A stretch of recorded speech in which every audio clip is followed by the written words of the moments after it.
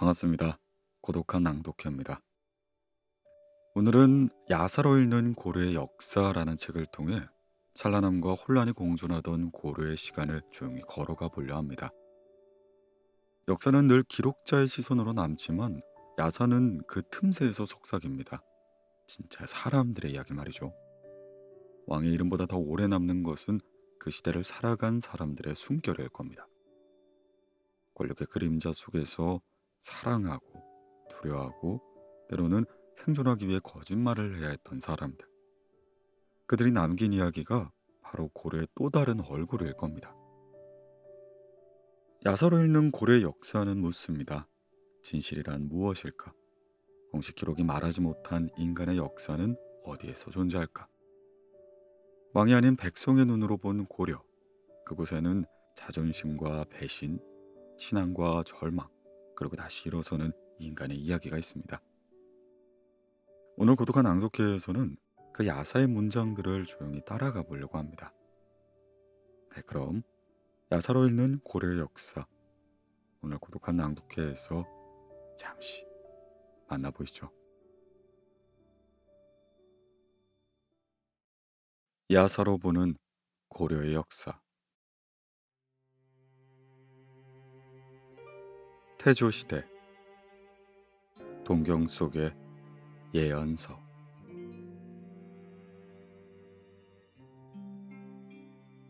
신라말 통일신라는 후삼국을 맡는다. 신라의 비장 출신 진원이 후백제를, 왕자 출신 궁예가 후고구려를 세워 신라와 더불어 삼국으로 갈라졌다. 궁예는 신라 제47대 헌왕왕, 제48대 경문왕의 아들이란 두 설이 있다. 그는 태어날 때부터 풍운하 기질과 비극을 타고났다. 갓 태어난 아기가 이빨이 솟아있고 더구나 5월 5일 중오절에 태어났던 것이다. 당시에 중오절에 태어난 아기는 반여가라 하여 꺼리는 속설이 있었다. 궁예가 태어난 방에서 살기가 가득한 광채가 퍼져 궁궐에까지 비쳤다. 일관이 이를 수상히 여겨 왕에게 고하였다. 마마, 장차 나라에 해를 끼친 아이가 태어난 듯 하옵니다. 자라기 전에 화근의 싹을 잘라버리는 것이 지당할 줄 아나이다. 오늘이 중오절이 아닌가. 역적이 태어난 기로구나. 속히 없애도록 하라. 궁중내관이 후궁처소에서 갓 태어난 궁예를 찾아 아기를 연못으로 던져버렸다. 그때 다락 밑에 숨어있던 유모가 잽싸게 아기를 받아들곤 그 길로 도망치게 된다. 유모가 떨어지는 아기를 받아들 때 그만 실수하여 아기의 눈을 손가락으로 찔러버렸다. 그렇게 아기는 한쪽 눈을 실명하여 애꾸눈이 되었다. 성장한 궁예는 자신의 출생의 비밀을 안 뒤부터 걷잡을 수 없이 방황하게 되었다. 저작거리를 쏘다니던 궁예는 어느 날 갑자기 세달사에 들어가 머리를 깎고 중이 되기로 한다. 그 후 큰 뜻을 품고 세상에 나와 죽주의 기원에게 몸을 의탁한다. 기원은 애꾸는 궁예를 멸시했다. 궁예는 죽주를 도망쳐 나와 후건의 양길 휘하에 들어가 실력을 인정받고 점점 세력을 확장해 나아갔다. 궁예가 세달사를 떠난 지 10년, 자기가 섬기던 양길을 쫓아낸 후 송악의 도읍을 정하고 고려국을 세운다. 그 뒤 국호를 태봉으로 바꾸고 송악에서 철원으로 도읍을 옮겼다. 이 무렵 백성들은 난세의 미륵불의 환생을 목마르게 기다리고 있었다. 궁예는 백성들의 환심을 끌어모으려 스스로 미륵불임을 자처했다. 태봉국이 세력을 키워갈수록 궁예는 한계를 드러냈다. 점점 포악해지고 점점 자만해져 갔던 것이다. 미륵 세상을 만들겠다며 물소부위의 권력을 행사하고 폭군이 되어갔다. 궁예의 세력이 한창일 무렵 왕건의 아버지 융은 신라의 송악군 사천으로 세력이 왕성해지는 궁예에게 송악군을 바칠 궁리를 하고 있었다. 그와 동시에 아들 왕건을 궁예 조정에 출사시킬 조건을 마련했다. 왕윤과 궁예가 만나 담판을 지었다. 융이 말하였다. 대왕께서 조선, 숙신, 변한 땅의 주인이 되시고자 큰 뜻을 품으셨다면 먼저 송악군의 성을 쌓고 장래가 촉망되는 성주에게 맡겨야 할 것입니다. 좋은 생각이요. 헌데 송악군의 성주가 될 만한 인물은 대체 누구란 말이요? 예, 제 자식놈입니다. 어, 건이라는 청년이 왕 사찬의 아들이었구려. 건의 소문은 익히더라 알고 있소이다. 하면 제 뜻을 받아주시겠나이까? 받고요 말고요. 왕 사찬을 금성대수로 삼고 건의를 송악군의 성을 쌓는 성주로 임명하겠소이다. 궁예와 왕건의 인연이 맺어졌다. 왕건에게 바로 참성을 쌓게 하고 이에 성주로 삼았던 것이다. 당시 왕건의 나이 20세였다. 왕건의 활약이 눈부시게 펼쳐졌다. 그는 동정서벌에 긴 싸움을 했다. 광주, 충주, 당성을 평정하고 벼슬에 승차되었다. 그는 수군을 거느리고 멀리 금성을 함락시킨 데에 이어 인근 10여 마을을 평정하기 시작했다. 금성은 진원의 후백제 땅이어서 궁예로서는 후백제의 튼튼한 교두보를 구축한 셈이었다. 뒤이어 상주의 사진을 공략하고 진원과 여러 차례 공방전을 벌였다. 왕건의 명성이 날로 더 높아지고 궁예는 시기와 질투가 심해져 갔다. 이때 왕건은 되도록이면 궁예와 멀리 떨어져 싸움에 몰두했다. 그동안 혁혁한 전공으로 벼슬이 시중에 이르러 이내 조정으로 들어가게 된다.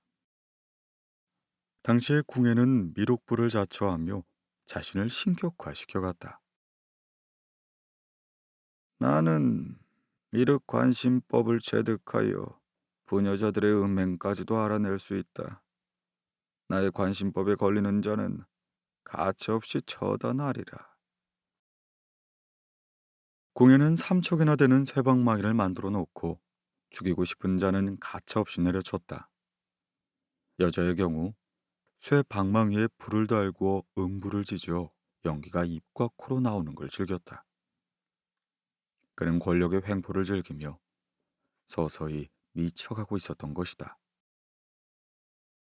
서기 918년 3월의 어느 날 궁예가 시종 왕건을 급히 불렀다. 왕건은 마음이 편치 않았다. 그 무렵 궁예는 조정 중신들을 트집 잡아 몽둥이로 쳐 죽이고 가산을 몰수하는 데 재미를 붙이고 있었던 것이다. 궁예는 처형된 중신에게서 금은보화를 거둬들이고 그것을 점검하고 있었다. 이때 궁예가 왕건을 노려보며 불쑥 말을 던졌다. 왕시중, 어젯밤 반란을 일으키려고 음모를 꾸몄지? 왕건은 아차 싶었으나 태연을 가장하고 웃으면서 받았다. 신이 무엇이 부족하여 그런 일을 하겠나이까? 날 속이려 드는구만. 관심법으로 네 속셈을 알고 있느니라. 곧 입정을 해보고 나서 그 일을 다시 이야기하겠다. 궁예는 머리를 천장으로 한 바퀴 도르고 눈을 감은 후에 한참 동안 생각하는 듯 했다.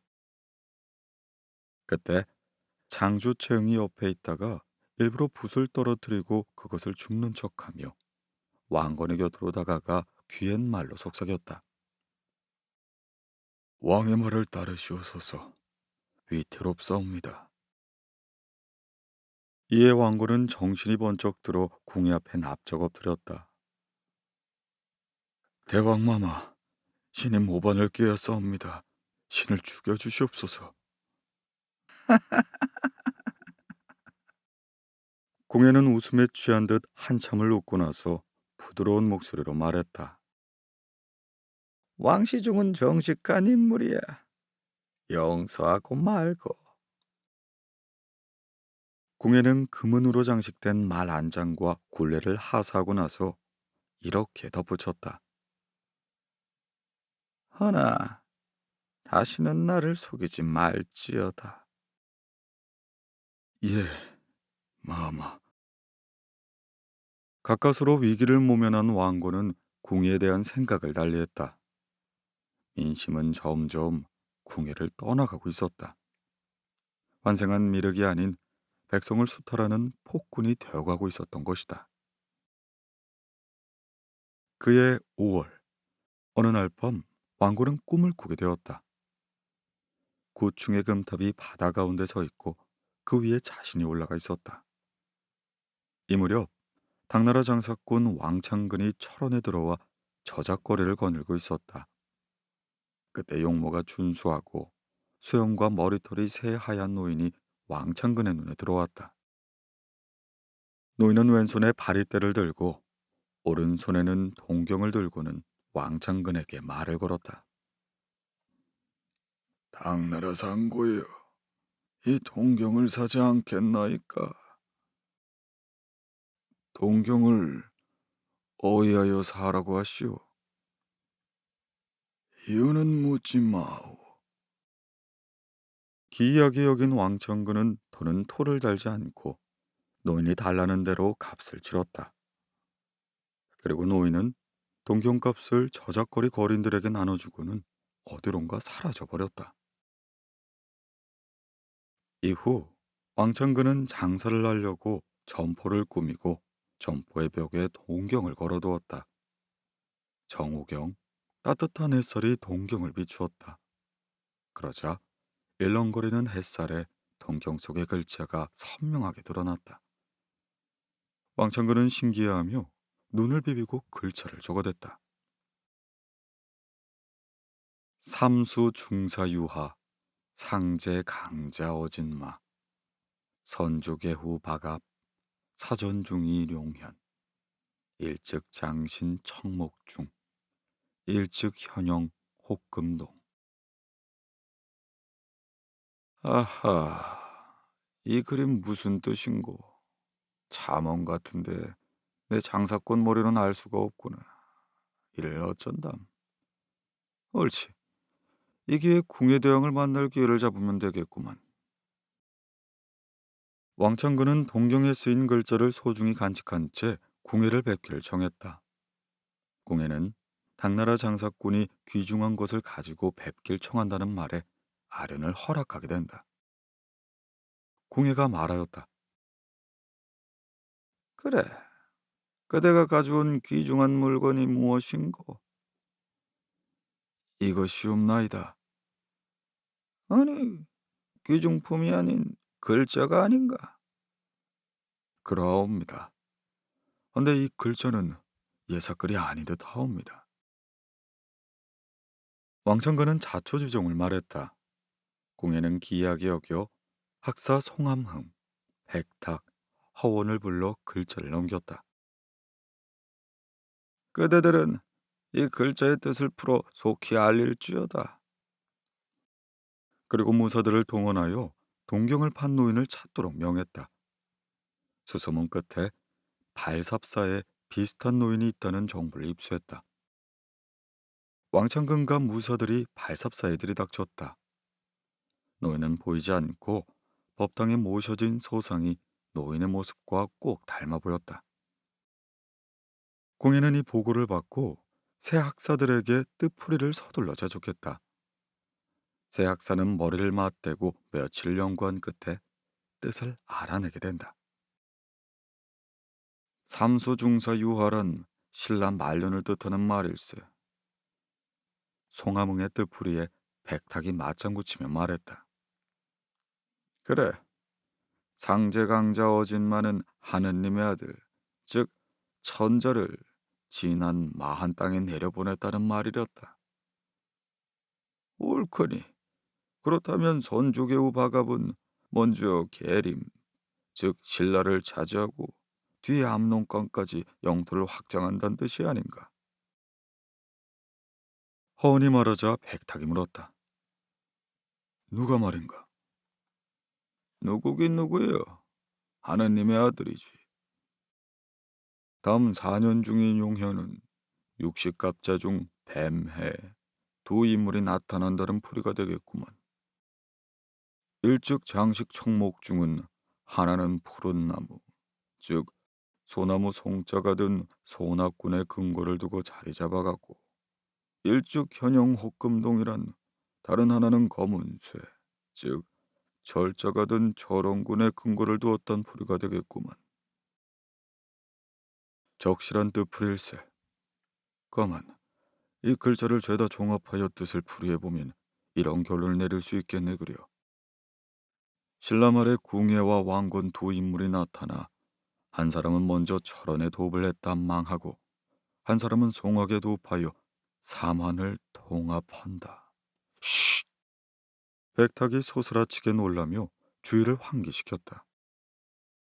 이를 어쩐담. 고지고대로 아랜다면 왕시중과 그를 따르는 자들이 쇠몽동에 죽어나갈 것이고 또 거짓말을 아뢰자니 신화된 도리가 아니지 않나. 허은이 한숨을 내쉬었다. 세 사람은 깊은 생각에 잠겨 있다가 이신전심으로 마음의 뜻을 모았다. 우리가 선택할 수밖에 다른 도리가 없네. 임금은 날로 포악해져 언제 백성들이 등을 들릴지 모른다네. 반면 왕시중은 백성들의 신망이 날로 두터워지고 따르는 인물들이 기라성 같네.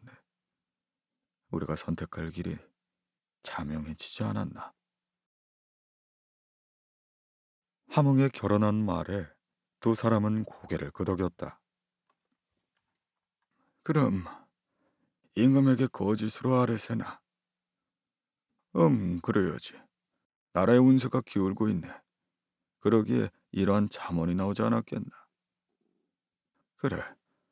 그럼 왕시중에게 은밀히 알려 미리 준비를 해야 하지 않겠나. 옳은 말일세. 세 사람은 의기투합하여 궁예 앞에 엎드렸다. 마마, 혹금중, 즉 저런 땅이 소나무처럼 날로 푸르러 간다는 뜻이오며 그 가운데 마마께서 계시어 삼한을 통일하고 멀리 압록강까지 수중에 넣으신다는 글귀옵니다. 경하들이옵나이다. 그런 뜻이 있었구나. 그래, 불이하느라 애들 썼노라. 공예는 새 학사에게 푸짐한 하사품을 내렸다. 이에 새 학사는 은밀히 왕건을 만나 참언을 말하였다. 왕시중, 보위에 오를 귀한 몸이니 각별히 몸가짐을 조심하소서. 사만의 주인은 진헌도 궁예도 아닌 왕시중이나이다. 말씀을 삼가시오. 나는 태봉국의 신하일 뿐이요. 왕건은 내심 싫진 않았으나 정색을 하고는 새 학사 입을 막았다. 이런 일이 있고 나서 한 달, 왕건을 따르는 홍유와 배영경, 신순겸, 복지겸 등이 모여 왕건 추대 모의를 했다. 애들은 뜻을 모으고 6월 어느 날 밤 왕건의 집으로 갔다. 왕건은 한밤중에 찾아온 이들을 보고 올 것이 왔음을 알아차렸다. 그는 겉으로 겸양의 덕을 보였다. 이밤중에 노인들이요, 긴히 상의할 일이 있소이다. 벌건 대낮을 두고 한밤중에 긴히 상의할 일이 무엇이오? 혜영경이 머뭇거리자 왕군은 눈치를 채고 유씨 부인을 방 안에서 몰아냈다. 부인, 손님들에게 주안상을 봐오시구려. 유씨 부인은 심상치 않은 분위기를 감지하고 방 안의 동정을 살폈다. 왕시중, 때가 와서이다. 때를 늦추면 늦출수록 백성들의 고통이 심해지고 쓸만한 중신들이 희생당할 뿐이요. 이젠 일어나야 하오. 그게 무슨 망발이오. 설사 임금이 보악할지라도 신하된 자로서 어찌 감히 그런 마음을 갖는단 말이오. 왕시중께서는 어찌 충성을 내세워 백성과 중신들을 외면하시려 하오. 이 나라 조정의 임금 다음 어른으로서 백성을 구하고 사만의 통일을 이룩할 소임이 있다고 생각되지 않는 것이오. 나는 그럴 만한 그릇이 못 되오. 또한 덕이 모자라오. 그때 방문이 열리고 유씨 부인이 빈손으로 뛰어들어왔다.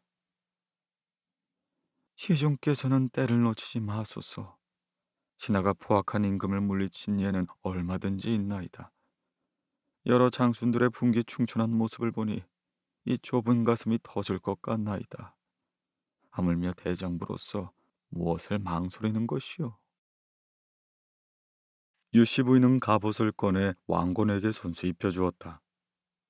장수들의 왕건을 부축하고 밖으로 나와 곡식더미 위에 앉혀놓고 군신의 예를 행했다.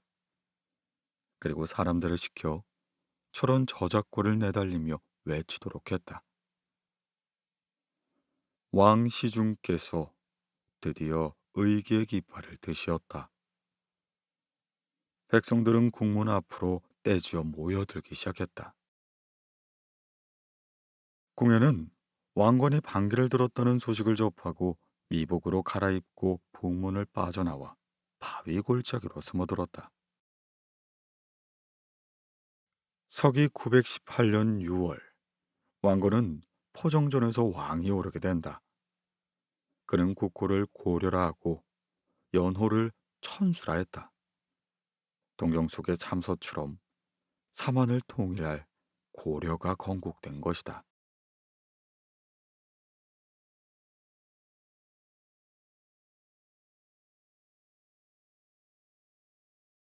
왕건의 가계. 후 삼국의 주역인 궁예, 진원, 왕건에게는 각기 탄생설화가 전해내려고 있다. 궁예는 풍운하족 태생설화가, 진원은 지렁이 탄생설화가 내려온다. 먼 옛날 큰 부자에게 아리따운 외동딸이 하나 있었다. 그 딸은 어느 때부터인가 날이 갈수록 얼굴이 수척해져 갔다. 어머니가 사연을 물었으나 딸은 침묵으로 일관할 뿐이었다. 답답한 어머니는 남편과 의논했고 남편은 아내의 말을 듣고 딸을 유심히 살펴보았다. 그러던 어느 날 아버지가 딸을 불러 은근히 물어왔다. 너 혼자 말 못할 사정을 가슴에 묻어두고 있는 듯하구나. 이 애비에게 귀뜸해 줄 수 없느냐. 딸이 정색하고 말했다. 아버님, 별일 아니에요. 심려 마셔와요. 그렇지 않은 것 같구나. 평생 속을 잃으면 입을 꾹 다물고 열지 말거라. 딸은 생각에 잠겨 있다가 결심을 굳히고 말하였다. 실은 아버님, 차마 입에 담기조차 민망한 일이 벌어지고 있나이다. 무슨 일이냐? 어서 말해보거라. 소녀를 그냥 죽여주소서. 딸은 말을 할 듯하다가 그만 울음을 터뜨려버렸다. 아버님, 소녀 밤마다 자줏빛 옷을 입은 사내와 통정을 하고 있나이다. 무엇이라? 그 발칙한 놈이 대체 누구란 말이더냐? 소녀도 모르옵니다. 아니 그렇담 너를 강제로? 아버지는 말문이 막혀버렸다. 딸이 외간 남자와 정을 통하면서도 누군지 모르다니 억장이 무너졌다. 이에 아버지는 꾀를 냈다. 얘야, 오늘 밤에도 그자가 오거든 실꾸러미를 바늘에 깨어 그자의 바짓가랑이에 꽂아두어라. 딸은 아버지의 말에 따랐다. 밤이 으슥해지자 자줏빛 옷을 입은 사내가 나타났다. 딸은 눈치채지 못하게 바늘을 그자의 바짓가랑이에 꽂아 놓았다. 사내는 딸과 정을 통한 후에 유유히 사라졌다. 이튿날 아버지와 딸은 실을 따라가 보았다. 실은 남쪽 담으로 이어져 있었는데 담 밑을 살펴보니 큰 지렁이 허리에 바늘이 꽂혀 있는 게 아닌가. 이를 어쩐담. 지렁이가 산으로 둔갑하여 딸을 겁탈하다니. 딸은 그 자리에서 기절하고 아버지는 얼굴이 샛노래졌다. 이 아버지는 딸을 부축하여 방으로 들어왔다. 그렇게 시간이 지날수록 딸의 배는 불러오기 시작했다. 아버지는 예산 일이 아니라는 생각에 아내에게 딸을 극진히 보살피도록 했다.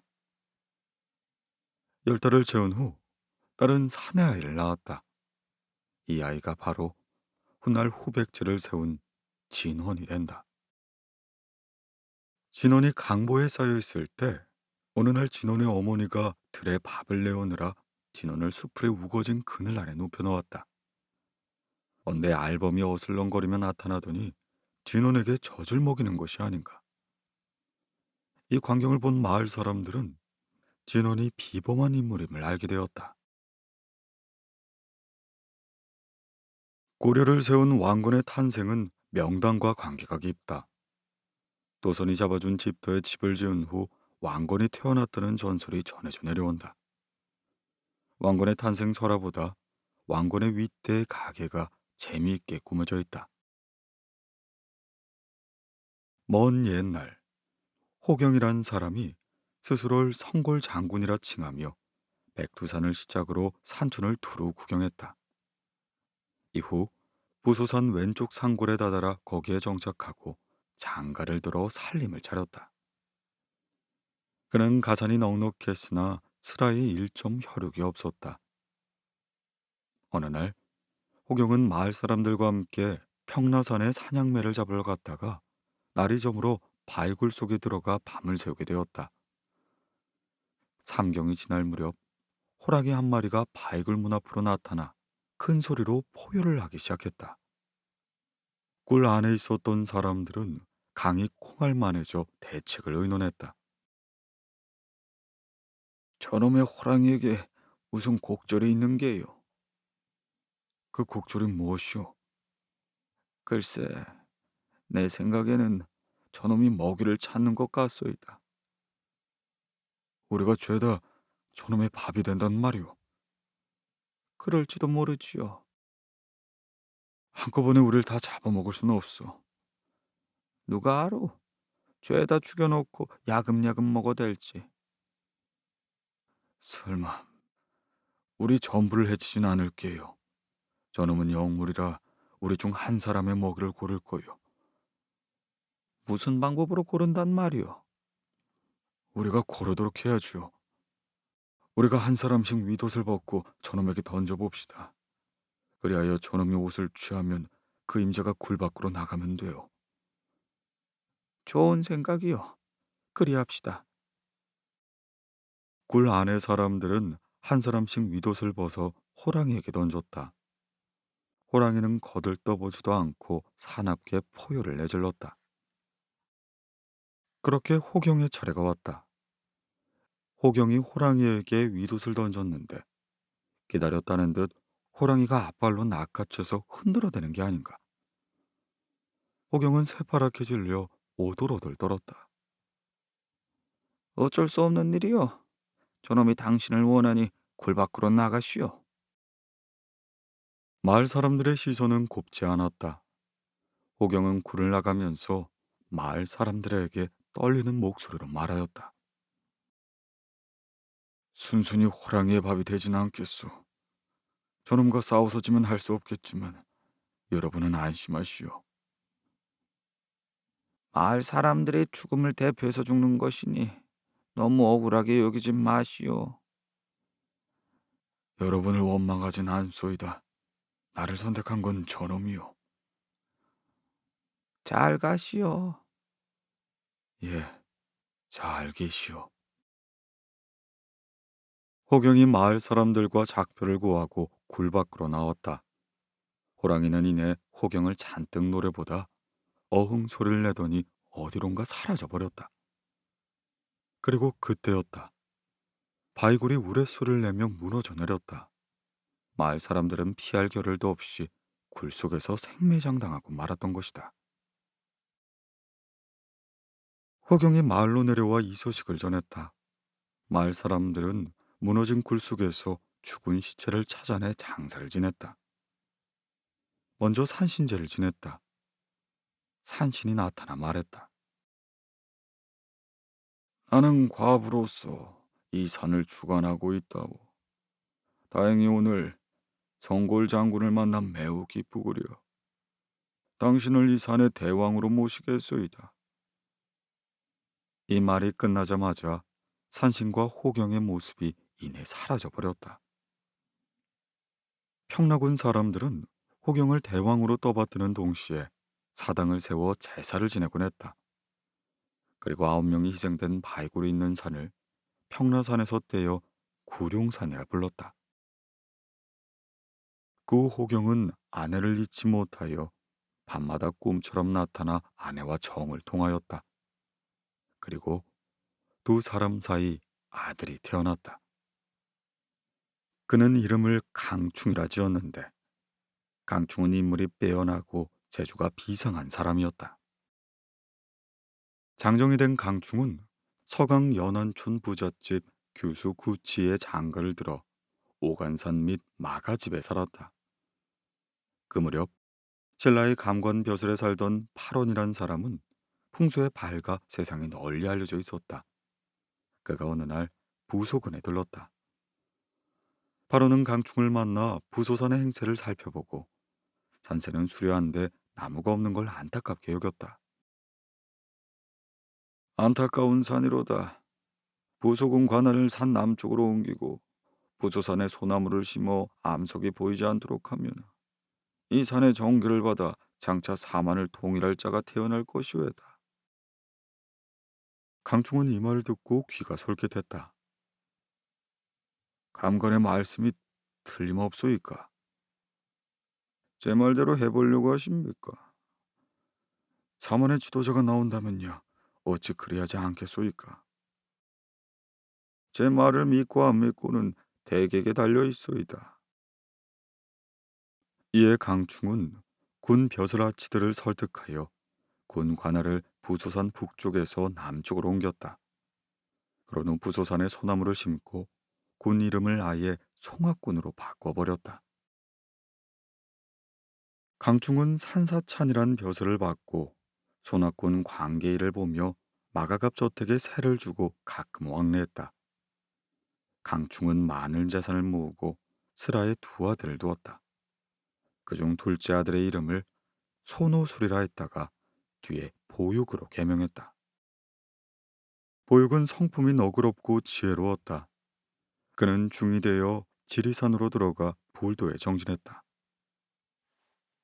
어느 날 밤 그는 한 가지 꿈을 꾸게 된다. 꿈에 공영제에 올라가 남쪽을 향해 소변을 보았는데 그 오줌이 삼암천리에 가득하고 온 산천이 은바다를 이룬 게 아닌가. 참으로 기이한 꿈이었다. 보육은 날이 밝는 대로 형 이재건에게 밤에 꾼 꿈 이야기를 들려주었다. 이재건이 듣고 나서 말하였다. 길몽이로구나. 네가 필시 하늘을 이고 버티는 기둥을 낳겠구나. 정말 이나이까? 두고 보면 알 것이야. 이재건은 자기 딸 덕주를 보육에게 주어 아내로 삼도록 했다. 보육은 조카 딸 덕주를 아내로 맞아 마가갑에 암자를 짓고 처사로 살아갔다. 신라의 술사 한 사람이 보육의 암자에게 찾아와 말했다. 참으로 좋은 땅이로다. 이곳에 오래 살면 좋은 일이 생길 것이외다. 좋은 일이라면 무슨... 당나라 전자가 찾아와 사이로 맞을 기회가 올 것이외다. 아휴, 가당치도 않는 말씀이구려. 보육은 심드렁하게 여겼다. 당나라 천자를 사이로 맞다니 허풍치고는 심하다는 생각이 들었다. 그렇게 보육은 두 딸을 두었다. 그중 둘째 딸의 이름은 진이로 얼굴이 예쁘장하고 재주가 많아 귀여움을 많이 받았다. 진이가 성년으로 자란 어느 날 밤, 그녀의 언니가 꿈을 하나 꾸게 된다. 오간산 마루턱에 올라앉아 오줌을 누웠는데 그 오줌이 순식간에 천하를 넘치게 했다. 꿈에서 깨어난 언니는 진이에게 꿈 이야기를 해주었다. 진이야, 이상도 하지. 오줌으로 천하를 넘치게 하는 꿈을 꾸었단다. 정말이야? 어디서 오줌을 누웠는데? 오간산 마루턱에서. 언니, 그대로 잠깐 기다려. 진이는 아끼느라고 잘 입지도 않는 비단 치마를 가지고 와서 활짝 웃었다. 언니, 그 꿈을 내게 팔어. 꿈을 팔라고? 응, 내가 그 꿈을 살게. 뭐 하려고? 비밀이야. 그래, 그깟 거 팔지 뭐. 자, 꿈 이야기를 천천히 다시 한번 해줘. 진이는 비단 치마를 쫙 펼치고 꿈 이야기를 들은 다음 도르르 말아 품 안에 안았다. 내가 산 거야? 그래, 내 꿈은 이제 네 것이야. 진이는 도르르만 비단 치마를 가슴에 3번 안는 신용을 했다. 그런데 어찌된 일인가? 진이의 배에 무엇인가 꿈틀대는 것이었다. 진이는 빙긋 웃으며 배를 만져보았다. 이 무렵 당나라 선종이 즉위하기 전이었다. 선종이 13세가 되던 해는 옥중의 제2기간이었다. 선종은 장난으로 황제의 동상에 올라가 여러 신하들에게 담례하는 흉내를 냈다. 그 모습을 본 목종의 아들 무종이 매우 언짢게 여겼다. 이후 목종이 죽고 무종이 즉위하자 무종은 선종에게 가차없이 박해를 가했다. 선종은 궁궐에서 몰래 빠져나와 멀리 도망쳤는데 염관연 안선사가 선종을 알아보고 오랫동안 잘 보살펴 주었다. 그렇게 선종은 당나라를 떠나 신라 송악군에 이르렀다. 공룡제를 올라 남쪽을 바라보며 선종이 말하였다. 여기에 도읍할 만한 땅이 있었구나. 따르던 시종이 말을 받았다. 대자마마, 이곳은 팔진선이 사는 땅이옵니다. 그렇더냐? 한눈에 좋은 땅으로 보이는구나. 예, 도읍을 하고도 남을 길지이나이다. 선종은 공룡제에서 마가감 양자동으로 내려와 보육의 집에서 고달픈 여장을 풀었다. 보육의 두 딸을 본 선종은 매우 흡족하게 여겼다. 산길을 걷다가 터진 옷소매를 꿰매달라 보육에게 부탁을 했는데 보육은 한눈에 귀한 신분의 인물이라는 걸 알아차렸다. 그리고 옛날 술사가 찾아와 한 말이 어렴풋이 생각났다. 이 사람이 당나라 천자. 보육은 맏딸을 선종의 방으로 들여보냈다. 맏딸은 선종의 방에 들어가기도 전에 자기 방 문지방을 넘다 넘어져 코피가 터졌다. 할 수 없이 동생 진이가 선종의 방에 들어갔다. 낭자, 이 옷소매를 꿰매 주시겠소? 진이는 한눈에 반해버렸다. 눈을 비비고 봐도 귀고림이 틀림이 없었다. 가슴이 뛰고 숨이 가빠졌지만 마음을 차분히 가라앉히고 선종의 터진 옷고매를 꿰매주기 시작했다. 그렇게 둘 사이 은밀한 사랑이 이루어진 것이다. 선종은 보육의 집에서 반년을 묵었다. 진이와 사랑에 빠져버린 것이다. 그러나 눌러앉아 있을 신분이 아니었던지라 떠나기로 결심했다. 당나라 조정은 떠도는 선종에게 우호적이었다. 그는 보육의 집을 떠나기로 마음먹었다. 이별하는 날 선종은 진이에게 활과 화살을 주며 말하였다. 만약 아들을 낳거든 이것을 주어 당나라로 나를 찾아오도록 하시오. 나는 장차 당나라를 다스릴 몸이라오. 선종은 진이가 자기의 씨를 잉태했다는 걸 알고 있었다. 염려 놓으세요. 아들을 낳으면 아버지를 찾아 떠나보내겠나이다. 그렇게 진이는 10달을 채우고 아들을 낳게 된다. 이름을 작재건으로 지었다. 작재건의 나이가 5세에서 6세일 무렵 작재건은 진이에게 물어왔다. 어머님, 소자의 아버지는 누구이옵니까? 진이는 숨길 까닭이 없었다. 황태자로서 긍지를 심어주겠다는 생각이 들었다. 네 아버지는 당나라 사람이란다. 장사꾼인가요? 아니, 어디에 계시나이까? 당나라 황실에 계시니라. 예? 그럼 소자가 황태자... 그래, 하오니 각별히 몸가짐을 잘해야 하느니라. 작재건은 어머니 얼굴을 뚫어지게 쳐다보았다. 어머니가 아버지의 이름을 밝히지 않아 서운한 마음이 들었다. 제니는 실은 선종의 이름을 알지 못했다. 그렇게 작지고는 문무를 겸비한 청년으로 성장했다. 유괴를 두루 잘했으나 그 중에서도 글씨와 활솜씨가 뛰어났다. 그의 나이 16세 때 아버지가 남기고 간 활과 화살을 쏘면 무엇이든 백발백중이었다. 사람들의 그의 활솜씨에 신궁이라 혀를 내둘렀다. 그렇게 그의 나이 18세, 작재건은 아버지를 찾아 당나라로 가려 상선에 올라탔다. 상선이 남바다로 왔을 때 갑자기 안개가 끼고 비구름이 하늘을 덮어 앞이 보이지 않았다. 배는 닻을 내리고 꼼짝할 수 없었는데 당나라 뱃사람들이 점을 친 후 신라 사람 작재건을 내려놓고 가야 한다는 결론을 내렸다. 그래야만 바닷길이 열리고 항해가 순탄하다는 점괘가 나온 것이다.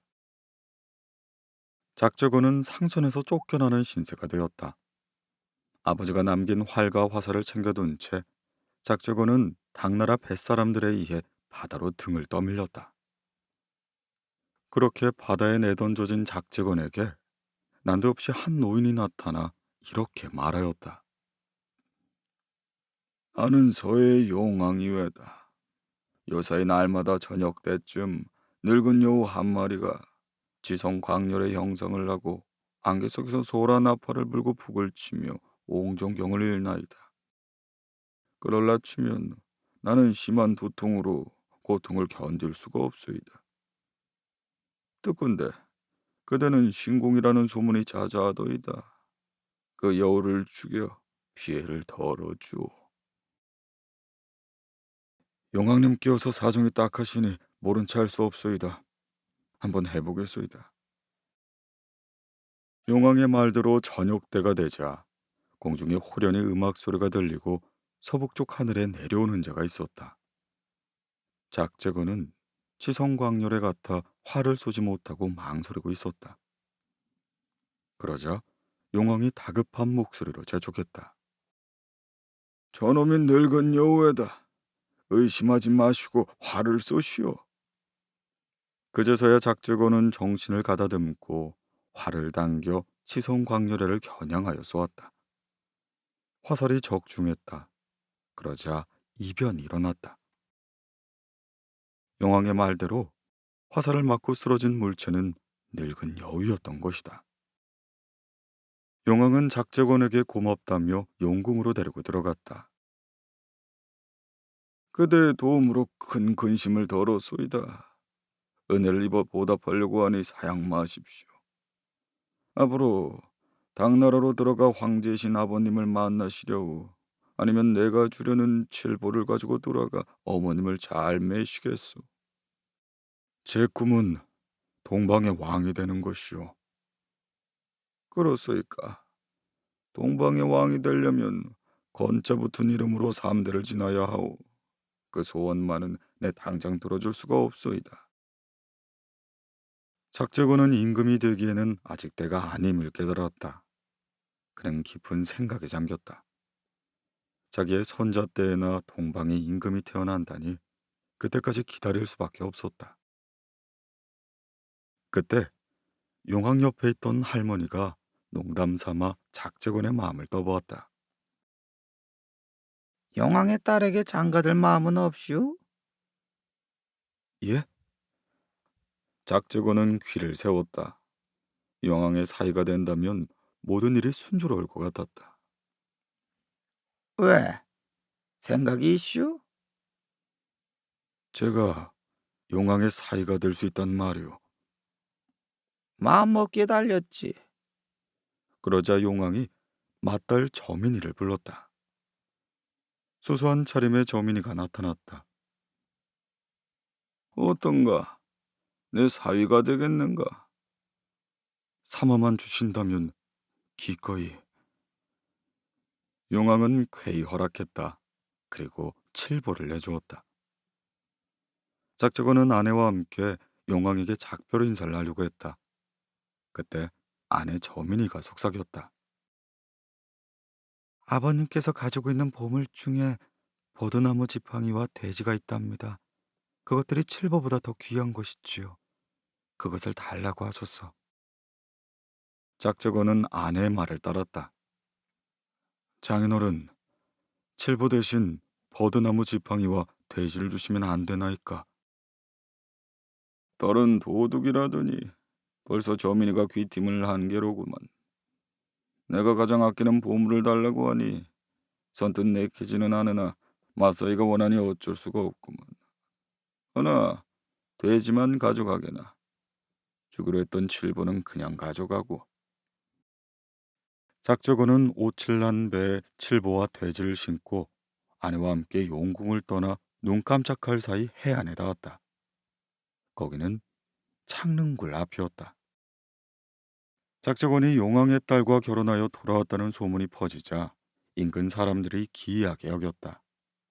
백주, 정조볕을 지내던 유상이가 계주, 정주, 염주, 백주의 네 고을과 강화, 교동, 하음의 세 개의 현 사람들을 데리고 와서 영왕성을 쌓고 궁시를 신축하여 작재권에게 바친 것이다. 영왕선에서 지낸 지 1년. 어느 날 돼지가 우리로 들어가지 않고 떼를 쓰는 게 아닌가. 저민이가 아무리 달래해도 떼를 쓰며 우리에 들어가지 않으려고 했다. 왜 그러냐?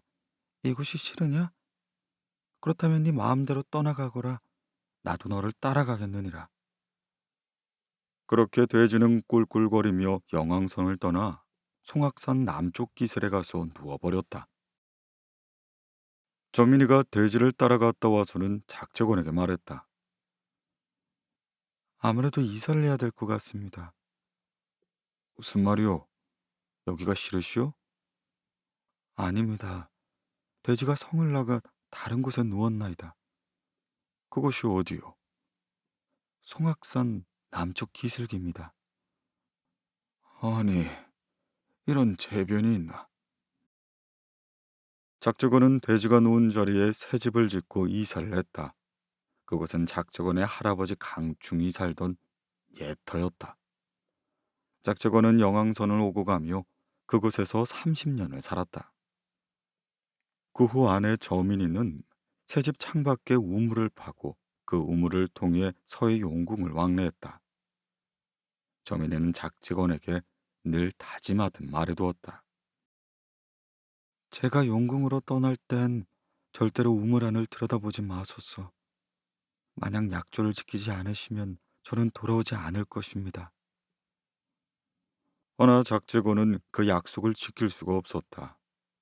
어느 날 저민이가 어린 딸을 데리고 우물 속으로 들어가는 걸 보고 그는 우물 안을 들여다보게 된다.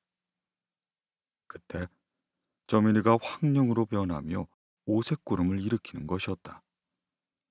저민이는 그에게 말했다. 부부간엔 신의가 첫째입니다. 당신은 약조를 어겼으니 함께 살 수 없습니다. 저민이는 어린 딸을 데리고 우물 속으로 들어간 후 다시는 돌아오지 않았다.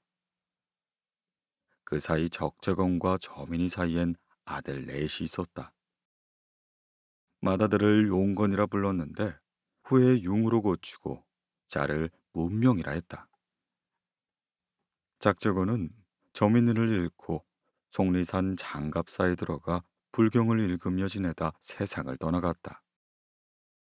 아버지를 잃은 융이 가장이 되었다. 융은 몸집이 크고 도량이 넓고 성격이 화통하여 사만을 통일하려는 뜻을 품었다. 그는 일찍이 이상한 꿈을 꾸었다. 아름다운 여인이 꿈속에 나타나 아내 되길 약조하던 것이었다. 그는 먼 훗날 송악산에서 영왕선으로 가는 길에 한 여인을 만나게 된다. 꿈속에서 봤던 그 여인을 말이다. 그는 주저없이 청혼을 냈고 여인은 흔쾌히 받아들였다. 이 여인이 어디서 왔는지 아는 사람은 아무도 없었는데 그리하여 사람들은 부인을 몽부인이라 불렀다. 먼 후에 이 여인은 왕건이 사만을 통일한 후에 사만이 어머니가 되었다고 하여 한시성을 지니게 된다. 융은 송악산 옛 집터에 여러 해 동안 살다 새 집을 송악산 남쪽에 짓고 있었다. 그 무렵 독리산 도선 스님이 사만을 통일할 인재를 찾으러 다니다 융이 짓는 새 집을 보고 혀를 끌끌 차며 말하였다. 기장을 심을 터에 어찌 삼을 심었는고. 이 말을 들은 목수가 융에게 달려가 전하였다. 융이 달려와 도선을 찾았다. 융이 정중하게 인사를 트고 새 집을 짓고 있는 터에 대해 물어왔다. 목수를 통해 대사의 말씀을 들었습니다. 깨우침을 주소서.